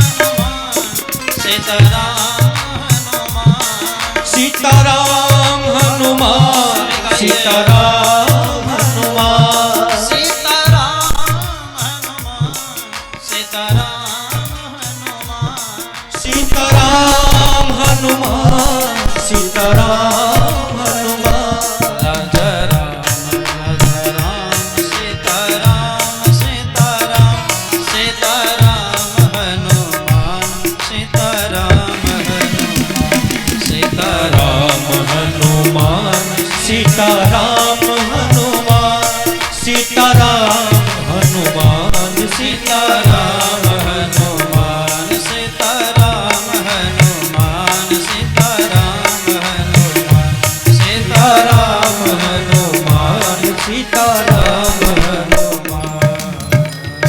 बोलो श्री सीता रामचंद्र भगवान की। जय हो। 11 बजने में 20 मिनट बाकी है तो हम लोग आज 11 बजे आरती कराएंगे, ठीक रहेगा ना? और कल से जो कथा का समय है तो 7 बजे से लेकर के हरी इच्छा तक, कब विश्राम होगी इसका समय नहीं बताएंगे, इसलिए कल का कथा का समय 7 बजे से लेकर के हरी इच्छा तक होगी। हम लोग माँ भगवती के पूजन का भी लाभ प्राप्त करें, आरती का भी आनंद लें। और हमें प्रसन्नता इस बात की हो रही है कि अधिकतर हम जाते हैं तो बहुत कम विद्वान ब्राह्मणों के द्वारा पूजन कराया जाता है। अनपढ़ लोग भी पूजा कराते हैं जिन्हें एक अक्षर भी नहीं आता। लेकिन धन है ये परसोना की पूजा समिति, यहाँ हम रोज मंत्र सुनते हैं, रोज क्या कल ही से सुनी रहे हैं। यहाँ जो भी ब्राह्मण आचार्य पूजा कराते हैं बड़े ही विद्वान हैं, उनके लिए जोरदार ताली बजाओ भाई। देखते हैं बड़े विधि विधान से पूजा कराते हैं, बढ़िया मंत्र पढ़ते हैं, दिव्य श्लोक बोलते हैं और सुन करके अच्छा लगता है कि अभी विद्वता सुरक्षित है, अभी भी अच्छे लोग हैं। तो ये सौभाग्य है हम आप सभी का कि ऐसे विद्वान ब्राह्मण उपलब्ध हैं। नवरात्र का पर्व है और माँ भगवती के उपासना के साथ साथ भगवान के चरित्र सुन रहे हैं। तो आप सबसे प्रार्थना है कि कल और ज़्यादा से ज़्यादा आवें, और आएंगे क्यों नहीं, क्योंकि कहावत है कि पूत के पांव पालने में दिखते हैं। हमें उम्मीद नहीं थी कि पहले दिन इतने लोग यहाँ कथा सुनने आएंगे। हमें तो विश्वास था कि ज़्यादा से ज़्यादा 10-20 लोग बैठ के सुनेंगे, लेकिन आज तो देख रहे हैं कि 100 से भी ज़्यादा की संख्या दिख रही है। तो एक बार अपने लिए ताली बजा लो भाई। इसलिए अब इज्जत का सवाल है, अब ये संख्या घटनी नहीं चाहिए, निरंतर बढ़नी चाहिए और ज़्यादा से ज़्यादा लोगों को ला करके कथा रस का रसपान कराइए। दूसरे श्लोक में परमहंस श्री सुखदेव भगवान को नमस्कार किया। यम प्रव्रजन तमनुपेतमपेत कृत्यम द्वैपायनो विरह कातर आजुहाव पुत्रेति तन्मयतया तरवोभिनेदुस् तं सर्वभूत हृदयं मुनिमानतोऽस्मि। बोल सुखदेव भगवान की। सुखदेव जी कैसे हैं? इनका जन्म कैसे हुआ ये कथा कल सुनेंगे। आइए थोड़ा से हम लोग चलते हैं नैमिषारण्य तीर्थ। यहाँ पर कितने लोग हैं जो नैमिषारण्य गए हैं? हाथ उठा सकते हैं। कोई गया है? आप गए हैं नैमिषारण्य? भैया के लिए ताली बजाओ भाई, कम से कम एक व्यक्ति तो मिले। हमारे उत्तर प्रदेश में लखनऊ से आगे एक जिला है सीतापुर। उसी जिला में एक दिव्य तीर्थ है जिसका नाम है नैमिषारण्य तीर्थ धाम। ये जो नैमिषारण्य धाम है, तीर्थ है, बड़ा ही विलक्षण है। इसकी महिमा देवी भागवत में बड़ी अद्भुत गई है। एक बार महात्मा च्यवन नदी में स्नान कर रहे थे नर्मदा जी में। जैसे ही बेचारे गोता लगाए तो नदी के अंदर बड़े भयंकर सर्प थे, पकड़ करके घसीट के नीचे ले गए। लेकिन भगवान का कीर्तन निरंतर च्यवन ऋषि ने किया और उस कीर्तन के प्रभाव से जितने सांप थे विषैले वो सब निर्विष हो गए, विष का प्रभाव नहीं हुआ। पकड़ करके जब पाताल लोक में गए महाराज तो वहां प्रहलाद जी का राज्य था। बंदी बना करके ले गए। प्रहलाद जी ने कहा आप कौन हैं? कहीं आप देवताओं के कोई अनुचर तो नहीं है, कोई गुप्तचर तो नहीं है? च्यवन ऋषि ने कहा महाराज मैं कोई देवताओं का गुप्तचर नहीं हूँ, मैं महर्षि च्यवन हूँ। अरे राम राम, ये महात्मा आप यहाँ कैसे, इस प्रकार से आप बंधे हुए कैसे आए? महात्मा जी ने कहा क्या करें, हमने जैसे डुबकी लगाया तो ये आपके सांप हमें पकड़ के ले, लेकिन भगवान का कीर्तन, भगवान का नाम हमें हमारी रक्षा करता रहा। प्रहलाद जी ने महात्मा जी की पूजा किया और प्रहलाद जी ने महात्मा जी से पूछा ये बताओ आप धरती से आए हो? हाँ बिल्कुल। तो ये बताइए, हमने सुना है कि धरती में तीर्थ बहुत हैं, तो सबसे पहले ये बताइए तीर्थ कितने हैं और उन तीर्थों में, उन धामों में सबसे सर्वश्रेष्ठ तीर्थ कौन है? तो आप कभी देवी भागवत उठा के देखिएगा, च्यवन ऋषि ने यह नहीं कहा कि प्रयागराज तीर्थ श्रेष्ठ है, ये नहीं कहा कि काशी श्रेष्ठ है, ये नहीं कहा कि वृंदावन श्रेष्ठ है। च्यवन श्रेष्ठ तो सब है, सब अपने आप में दिव्य है, अलौकिक है, लेकिन च्यवन ऋषि ने कहा महाराज तीर्थ तो सब अपने आप में परम श्रेष्ठ है, लेकिन सर्वश्रेष्ठ अगर कोई तीर्थ है तो वह है नैमिषारण्य तीर्थ। ऐसा क्यों? तीर्थ राजा प्रयाग में माघ महीना के में एक महीना ही केवल मेला लगता है, संतों का जमावड़ा होता है, लेकिन नैमिषारण्य तीर्थ में 88,000 महात्मा आज भी सूत जी से भागवत की कथा सुन रहे हैं, पुराणों की कथा सुन रहे हैं। इसलिए नैमिषारण्य देव भूमि है, नैमिषारण्य साधकों की भूमि है, नैमिषारण्य कथा की भूमि है। 18 पुराणों की कथा इसी धरती पर हुई है। सत्यनारायण की कथा भी इसी धरती में हुई है। शिव महापुराण राम कथा भी नैमिषारण्य में गाई गई। इसलिए नैमिषारण्य तीर्थ परम श्रेष्ठ है। और नैमिषारण्य धाम की जय हो। जिसे चक्र तीर्थ भी लोग बोलते हैं।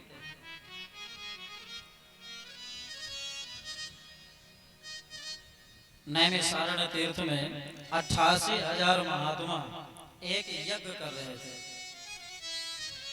और वो जो यज्ञ था वो 2, 4, 6 वर्ष वाला नहीं था, 1000 वर्ष तक चलने वाला। देखो भाई यज्ञ तो एक बहाना है, यज्ञ के बहाने भगवान की कथा सुनना है, क्योंकि बड़े से बड़े यज्ञ आप करवाएं और उस यज्ञ में अगर भगवान की कथा ना हो तो वो यज्ञ श्रेष्ठ नहीं माना जाता। इसलिए यज्ञ जहां हो वहां भगवान के चरित्र जरूर गाए जाने चाहिए। 1000 वर्ष तक चलने वाला यज्ञ कर रहे थे। उसी यज्ञ के मध्य में महामती प्रकांड विद्वान 18 पुराणों के मर्मज्ञ भगवान के परम भक्त सुखदेव जी महाराज के शिष्य श्री सूत जी का आगमन हो गया। बोल सूत जी महाराज की जय हो। नयने से सूतमासीनम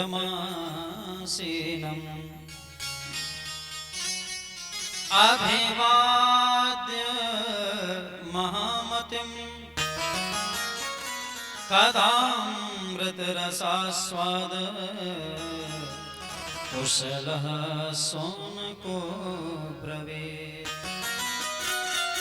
जब 88,000 महात्माओं के मध्य में सूत जी आए तो महाराज सूत जी की उम्र अभी बहुत कम है, लेकिन वहाँ हजार वर्ष के महात्मा बैठे हैं, सब खड़े होकर के अभिवादन किया। क्यों? क्योंकि ज्ञान में सूत जी महाराज सबसे बड़े हैं। मानो ये पूरे दुनिया को शिक्षा दे रहे हैं कि अगर आपके घर में कोई गुरु आवे, कोई ब्राह्मण देवता, कोई विद्वान आवे, ये मत समझिए तो वही घिसे पीटे गुरु जी हैं जो रोज आते हैं। अगर बैठे हैं तो उठ के खड़े हो जाइए, सम्मान दीजिए। आज हम यही छोटी छोटी गलतियां करते हैं, अपने श्रेष्ठ जनों का, अपने माता पिता, अपने दादाजी का, अपने गुरु का, अपने संत महात्माओं का सम्मान नहीं करते और बाद में पंडितों के चरणों में जाते हैं, ज्योतिषियों का चरण पकड़ते हैं, महाराज हम बहुत कष्ट पा रहे हैं। इस कथा से शिक्षा लेनी चाहिए कि जब कोई श्रेष्ठ व्यक्ति आपके पास आ रहे हैं और आप कुर्सी में बैठे हैं तो फट से खड़े हो जाइए। लेकिन आज लोग कुर्सी छोड़ना ही नहीं चाहते, चाहे 85 साल के बूढ़े ही क्यों ना खड़े।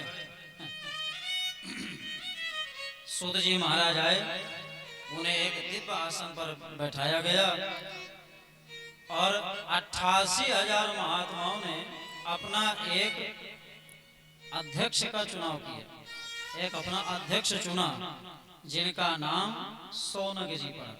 बोल सौनक जी महाराज की जय। 88,000 महात्माओं के कुलपति हैं सौनक जी महाराज। सौनक जी कैसे हैं तो कहते हैं कथामृत रसास्वाद कुशल। भगवान की कथा ही रस है और कथा रस को पीने में परम कुशल है।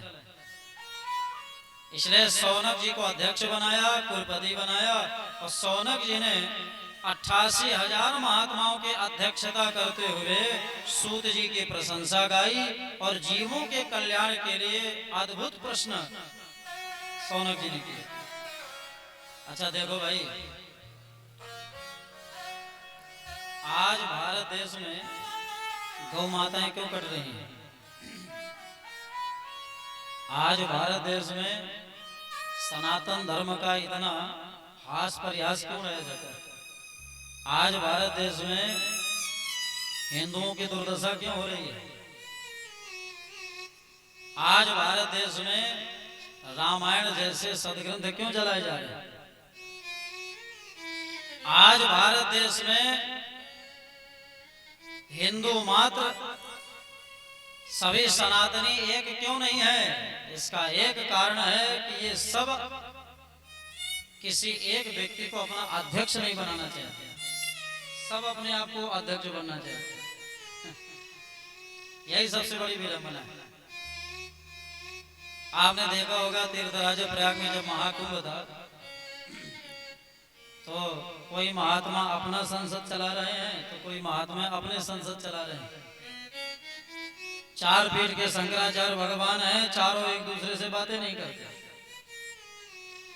13 अखाड़े हैं, सब एक दूसरे से लड़ झगड़ रहे हैं।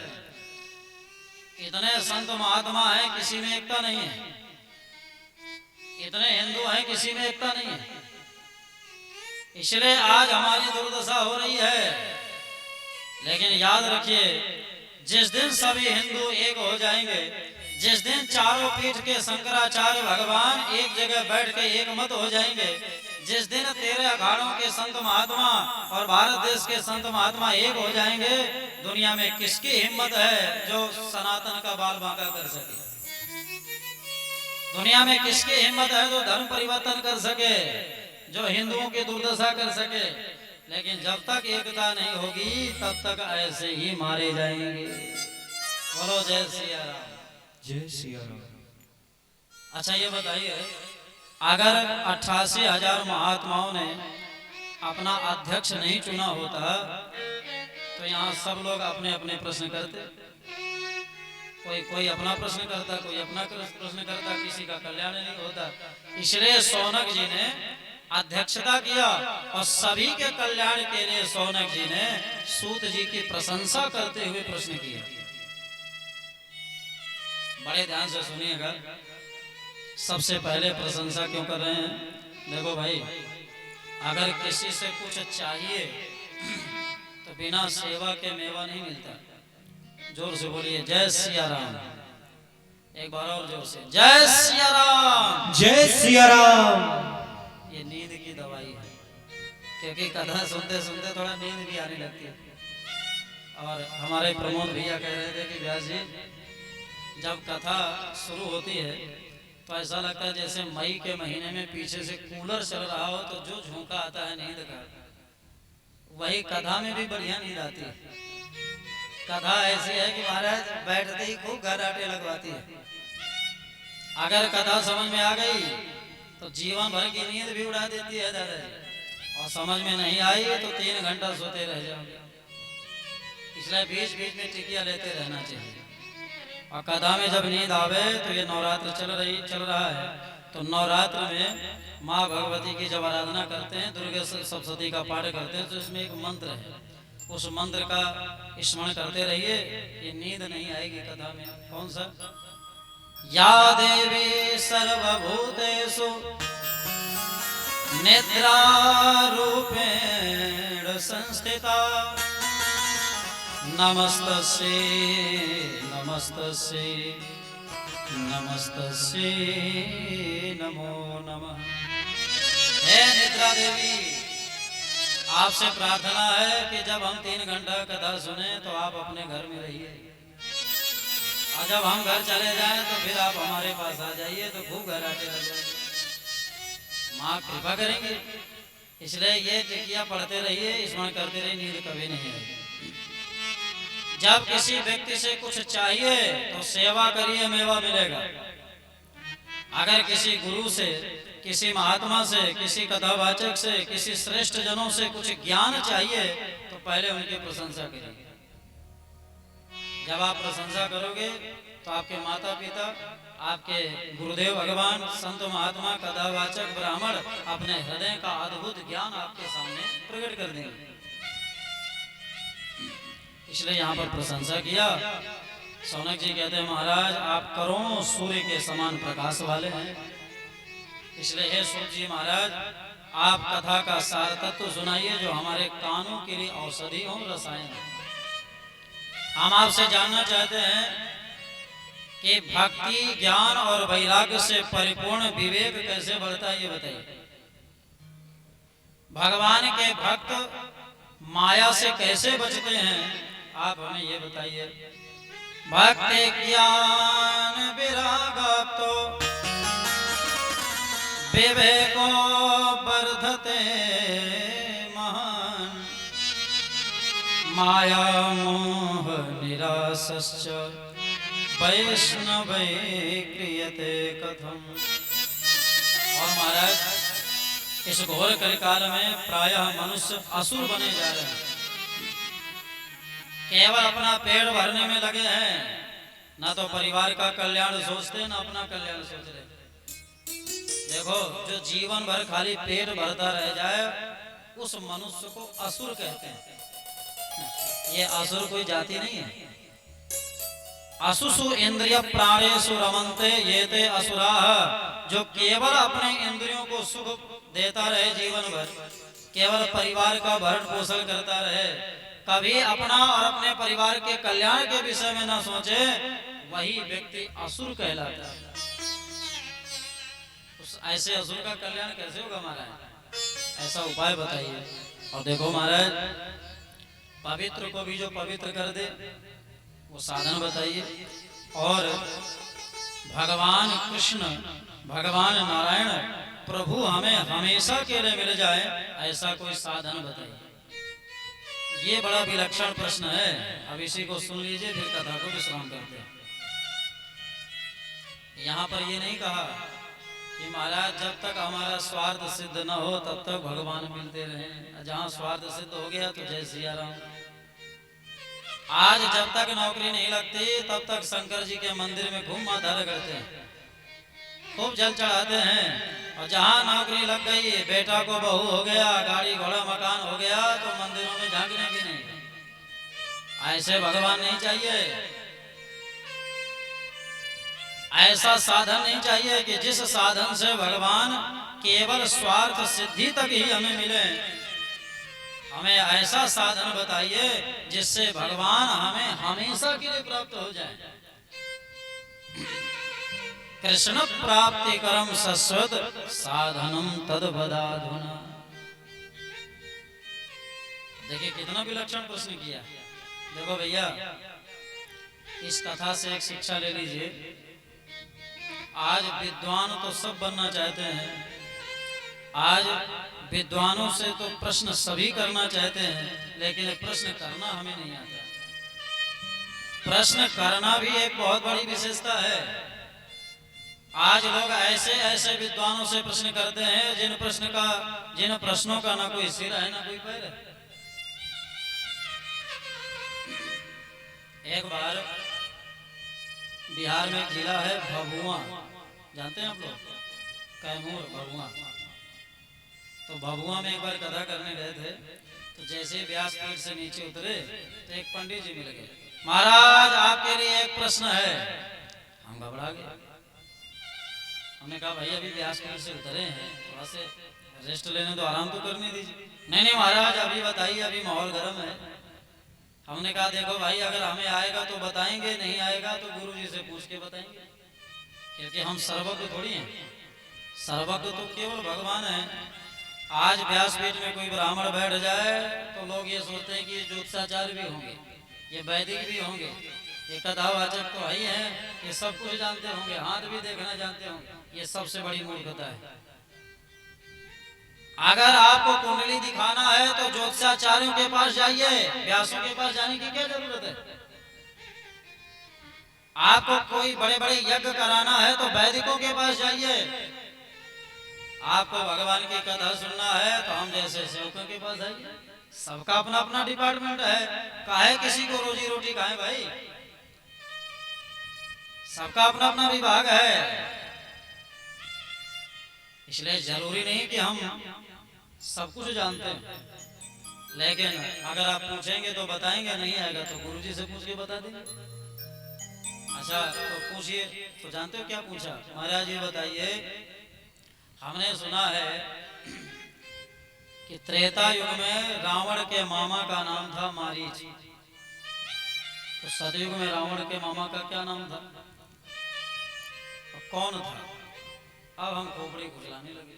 हमने कहा भैया सतयुग में रावण के मामा हम ही रहे होंगे, अब हम क्या बताएं? और नाम क्या रहा होगा तो प्रमोद ही समझ लीजिए। हाथ तो तब हो गई जब उसने कहा ये बताओ रावण के नानी का क्या नाम? हमने कहा हमें अपने ही नानी का नाम नहीं पता। ईमानदारी से अगर पूछे तो हमें अपनी ही नानी का नाम नहीं पता, तो रावण के नानी का नाम कौन बताएगा? अच्छा महाराज देखो ऐसा मत करिए, बताइए सुदामा जी के माता पिता का क्या नाम? अब हमारा मूड खराब हो गया। ये बताइए ईमानदारी से, रावण के नाना नानी मामा मामी या सुदामा के माता पिता के पूछने से आपका कल्याण हो जाएगा? आपके परसौना में कितने लोग हैं? बहुत लोग हैं। दादाजी आप सबका नाम जानते हैं? नहीं जानते होंगे ना? बहुत से लोग होंगे, लेकिन परसौना में दो ऐसे व्यक्ति जरूर होंगे जिनका नाम सब जानते होंगे। कौन? जो नंबर 1 का शराबी होगा, गंजेड़ी होगा, मांस खाने वाला होगा, शराबी होगा, दुराचारी होगा, आतंक फैलाने वाला होगा, उसको सब जानते होंगे।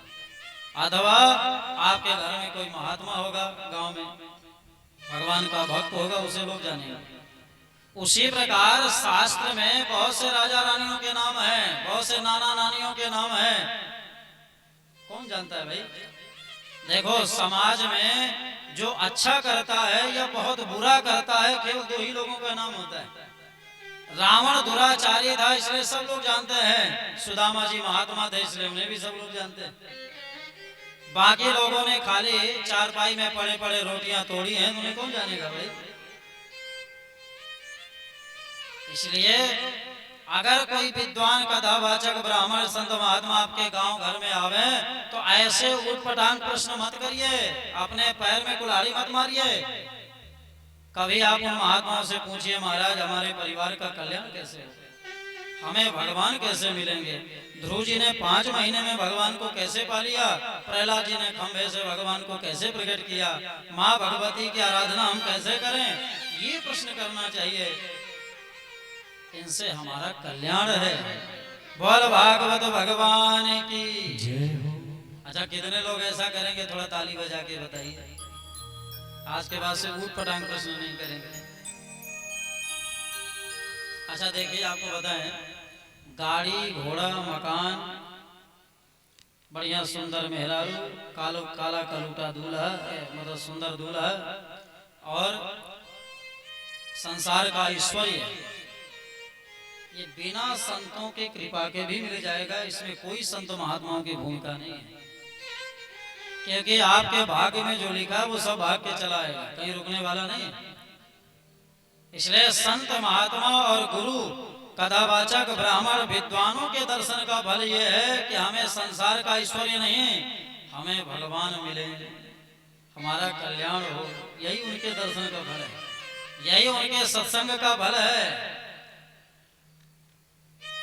इसलिए यहाँ पर सूत जी ने प्रश्न किया, सूत जी से सौनक जी ने प्रश्न किया, और प्रश्न करने के बाद फिर प्रशंसा किया। महाराज एक चिंतामणि है, अगर किसी को मिल जाए तो संसार का समस्त सुख वैभव उसके सामने आ जाए, लेकिन स्वर्ग नहीं मिलेगा। एक कल्प वृक्ष है, अगर कोई इसके नीचे बैठ जाए, कल्पना करे तो स्वर्ग की संपदा उसके सामने आ जाएगी, लेकिन वैकुंठ नहीं मिलेगा। लेकिन हे सूत जी महाराज, अगर आप जैसे गुरु प्रसन्न हो जाए, अगर गुरु जी की कृपा हो जाए, तो बड़े बड़े योगियों के लिए भी जो दुर्लभ वैकुंठ है वो गुरु कृपा से हमें मिल जाए। प्रयच्छति गुरु प्रीतो वैकुंठम योगी दुर्लभम। आइए एक गुरु जी का भजन सुमिर जी सुनाएंगे, और इसी भजन के साथ हम लोग आरती की तरफ चलेंगे। गुरु अगर कृपा बरसा दे तो क्या संभव नहीं है। इसलिए हर एक मनुष्य को एक सच्चे सदगुरु की शरण में जरूर जाना चाहिए। हर एक मनुष्य को अगर अपना कल्याण चाहता है तो उसे गुरु जरूर बनाना चाहिए। देखो भाई, बिना गुरु के सुंदर विवाह भी हो जाएगा, संसार में सब कुछ मिल जाएगा, गुरु की कोई भूमिका नहीं। लेकिन अगर आपको सदमार्ग में चलना है, आध्यात्मिक मार्ग में चलना है, अगर भगवान को पाना है, अगर भागवत की कथा सुनना है, तो बिना गुरु के संभव नहीं। इसलिए गुरु बनावे जान के पानी पीवे, बोलो जय सिया राम। इसलिए जब कभी गुरु बनावे तो बहुत सोच समझ करके बनाना चाहिए, और ऐसे सच्चे सदगुरु की शरण में जाइए जिससे हमारा कल्याण हो। अब पता चला आप ऐसे फंस गए, एक किसी ने बहुत सुंदर कहा, गली गली में गुरु फिरे। आज गली गली में गुरु फिर रहे हैं, हमसे मंत्र ले हूं, ए भैया हमसे मंत्र ले लीजिए, मरो जीवो चाहे कुछ करो, हमें लिफाफा दे, चकाचक दक्षिणा दो भाई, चाहे मरो चाहे जियो चाहे कुछ करो, हमसे मंत्र लो। ऐसे गुरु से कल्याण होने वाला नहीं है। इसलिए चमत्कार को नमस्कार नहीं, भगवत कृपा से जो प्रेरणा मिले और सच्चे सदगुरु की शरण में जाए। गुरु का कर्तव्य है कि चेला समझ करके बनावे, ऐसा नहीं कि बहुत पैसा वाला है और नंबर 1 का शराबी गंजेड़ी है, वो भी नरक में जाएगा, गुरु जी भी नरक में जाएंगे। इसलिए अगर गुरु प्रसन्न हो जाए, गुरु उसे कहते हैं जो हमें ज्ञान दे, जो हमें सदमार्ग में चलने की शिक्षा दे, जो हमें भगवत प्राप्ति का मार्ग बतावे, उसे गुरु कहते हैं। बोल गुरुदेव भगवान की जय। ऐसे गुरुदेव भगवान के पाद पद्मों में नमन करते हुए आइए भजन का आनंद लें, और इसके बाद आरती का आनंद लेकर के अपने अपने घर चलेंगे। मेरे मन की दुविधा टाले रे मेरे मन की दुविधा टाली रे, गुरु चरण कमल बलिहारी रे, गुरु चरण कमल बलिहारी रे। मेरे मन की दुविधा टाली रे, मेरे मन की दुविधा टाली रे, गुरु चरण कमल बलिहारी रे, गुरु चरण कमल। बोल गुरुदेव भगवान जय हो।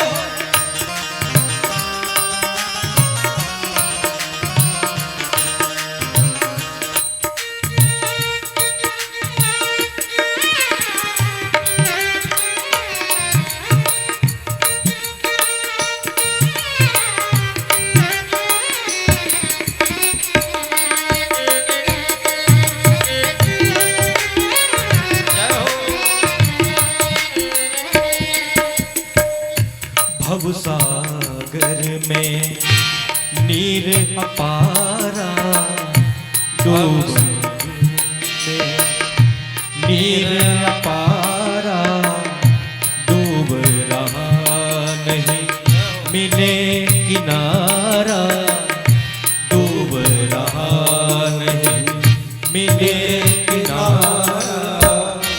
पल में लिया उबारी रे, पल में लिया उबारी रे, गुरु चरण कमल बलिहारी रे, गुरु चरण कमल बलिहारी रे, गुरु चरण कमल।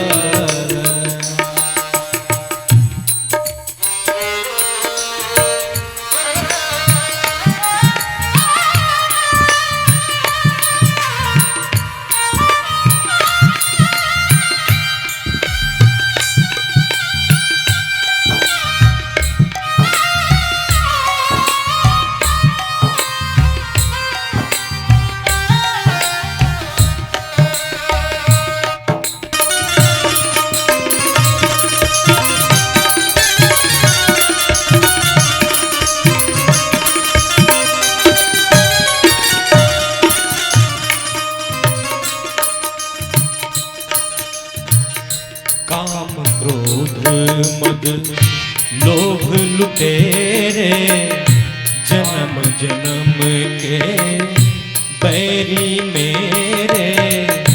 काम क्रोध मद लोभ लुटेरे, जन्म जन्म के बैरी मेरे। सबको दीना मारी रे, सबको दीना मारी रे, गुरु चरण कमल बलिहारी रे, गुरु चरण कमल बलिहारी रे। मेरे मन की दुविधा टाली रे, मेरे मन की दुविधा टाली रे, गुरु चरण कमल बलिहारी रे, गुरु चरण कमल बलिहारी रे, गुरु चरण कमल, गुरु चरण कमल, गुरु चरण कमल। बोल गुरुदेव भगवान की जय हो। सूत जी महाराज ने कहा, महात्माओं तुम लोगों ने जो प्रश्न किया है इससे मेरा हृदय बड़ा गदगद है। अब 11 बजे का समय ऊपर हो गया है, इसलिए इन प्रश्नों का उत्तर विस्तार से कल देंगे। और कल हम आप सब लोग धुंधकारी की भी कथा सुनेंगे और नारद जी और भक्ति का संवाद सुनेंगे। तो कल आप सभी लोग ज़्यादा से ज़्यादा आएंगे और इस कथा के जो मुख्य यजमान हमारे प्रमोद ठाकुर जी हैं वो सपत्नीक आ जाएं और आप लोग भी सब लोग मिल करके आरती का आनंद लें, दर्शन करेंगे। आइए सब लोग खड़े हो जाइए, खड़े होकर के भागवत भगवान की आरती करें। पंखा बंद कर दिए भैया, ये वाला पंखा। ये कथा लाइव प्रसारण इस समय चल रहा है YouTube चैनल पर हमारे ही नाम से, तो आप लोग जाकर के घर बैठे भी आनंद लेंगे, अपने आप को देख सकते हैं, कथा का भी आनंद और सुन सकते हैं।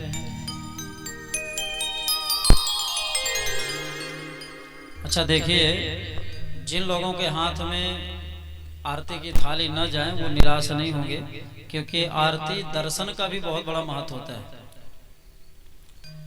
इसलिए बहुत लोग निराश हो जाते हैं और आरती की थाली की इतनी दुर्दशा हो जाती है कि कोई आरती की थाली इधर खींचता तो कोई इधर खींचता है। इसलिए आप लोग दर्शन भी करेंगे तो आप लोगों को वही लाभ मिलेगा जो लोग आरती करते हैं। तो आइए सभी लोग आरती का दर्शन और आरती करके आनंद लें, और अगर कुछ प्रसाद भी उपलब्ध होगा तो आरती के बाद प्रसाद भी लेकर के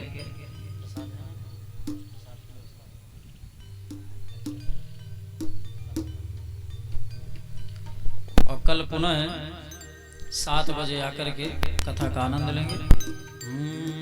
चंद्रमा मनसो जात चक्षुः सूर्यो अजायत श्रोत्रान्वायुष्य प्राणस्य मुखादग्निरजायत। श्री भागवत भगवान की है आरती, पापियों को पाप से है तारती। श्री भागवत भगवान की है आरती, पापियों को पाप से है तारती। श्री भागवत भगवान की है आरती, पापियों को पाप से है तारती। श्री भागवत भगवान की है आरती, पापियों को पाप से है तारती। ये अमर ग्रंथ, ये मुक्ति पंथ, ये पंचम वेद निराला, नव ज्योति जगाने वाला। ये अमर ग्रंथ, ये मुक्ति पंथ, ये पंचम वेद निराला, नव ज्योति जगाने वाला। नव ज्योति जगाने वाला, नव ज्योति जगाने वाला। हरि नाम यही, हरि गान यही, हरि नाम यही, हरि धाम यही। जग मंगल की आरती, पापियों को पाप से है तारती। श्री भागवत भगवान की है आरती, पापियों को पाप से है तारती। ये शांति गीत पावन पुनीत, पापों को मिटाने वाला, हरि तरस कराने वाला। शांति गीत पावन पुनीत, पापों को मिटाने वाला, हरि दर्श कराने वाला। हरि दर्श कराने वाला, हरि दर्श कराने वाला। ये सुख करनी, ये दुख हरणी, ये सुख करनी, यह दुख हरनी। श्री मधुसूदन के आरती, पापियों को पाप से है तारती। श्री भागवत भगवान की है आरती, पापियों को पाप से है तारती। ये मधुर बोल जग पंथ खोल, सन्मार्ग बताने वाला, बिगड़े को बनाने वाला। ये मधुर बोल जग पंथ बोल, सन्मार्ग बताने वाला, बिगड़ी को बनाने वाला। बिगड़ी को बनाने वाला, बिगड़ी को बनाने वाला। श्री राम यही घनश्याम यही, श्री राम यही घनश्याम यही। श्री राम यही घनश्याम यही, श्री राम यही घनश्याम यही। प्रभु महिमा के आरती, पापियों को तारती। श्री भागवत भगवान की है आरती, पापियों को पाप से है तारती। और गौरम करुणावतारम संसारसारम भुजगेन्द्रहारम सदा वसंतम विद्यारवृन्दे भवं भवानी सहितं नमामि।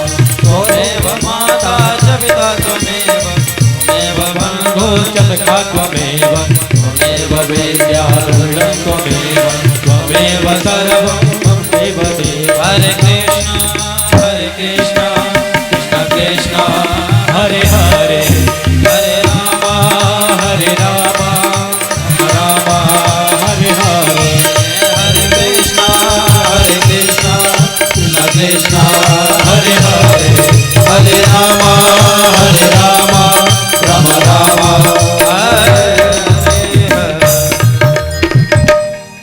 एक भजन हमारे सुमित जी गाएंगे, तब तक आप लोग आरती ले लेंगे। हाँ, बैठ जाइए, आरती सबके पास पहुंच जाएगी।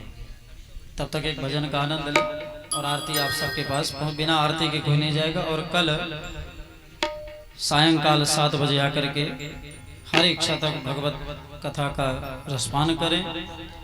और आइए हाथ जोड़ करके मंत्र पुष्पांजलि अर्पण करें। ओम जलेन शीतलीकरणं पुष्पैः देवताभिवन्दनम् आत्माभिवन्दनं परमात्माभिवन्दनम्।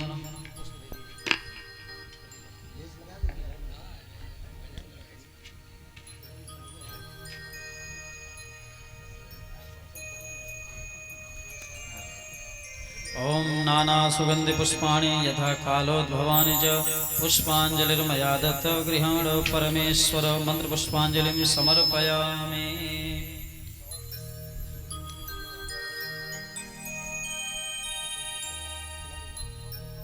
आइए जोरदार जयकारा लगा बोल वृंदावन बिहारी लाल की। श्रीमद् भागवत महापुराण की जय।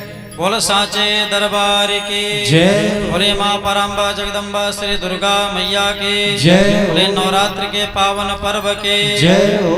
बोलिए श्री काशी विश्वनाथ भगवान की जय हो। बोले श्री हनुमान जी महाराज की जय हो। सभी देवी देवताओं की जय हो। परसौना ग्राम की जय हो। यहाँ के सभी श्रोताओं की जय हो। दुर्गा पूजा समिति की जय हो। अपने अपने सतगुरुदेव भगवान की जय हो। अपने अपने माता पिता की जय हो। जय बोलने वालों की जय हो। ना बोलने वालों की जय हो। बोल राधा रानी की जय हो। जय जय श्री राधे श्याम। नमः पार्वती पतये हर हर महादेव। धर्म की जय हो। अधर्म का नाश हो। प्राणियों में सद्भावना हो। विश्व का कल्याण हो। सत्य सनातन धर्म की जय हो। सत्य सनातन धर्म की जय हो। हिंदू राष्ट्र की जय हो। भारत माता की जय हो। नवरात्र के महापर्व की जय हो। गौ माता की जय हो। आज के आनंद की जय हो। जय जय श्री सीताराम। नमः पार्वती पतये हर हर महादेव। आप सभी को जय सिया राम, जय माता दी। हरि नाम गाने वाला हरि नाम गाने वाला हरि को है प्यारा हरि का भजन करो हरि है हमारा हरि का भजन करो हरि है हमारा हरि नाम गाने वाला हरि नाम गाने वाला हरि को है प्यारा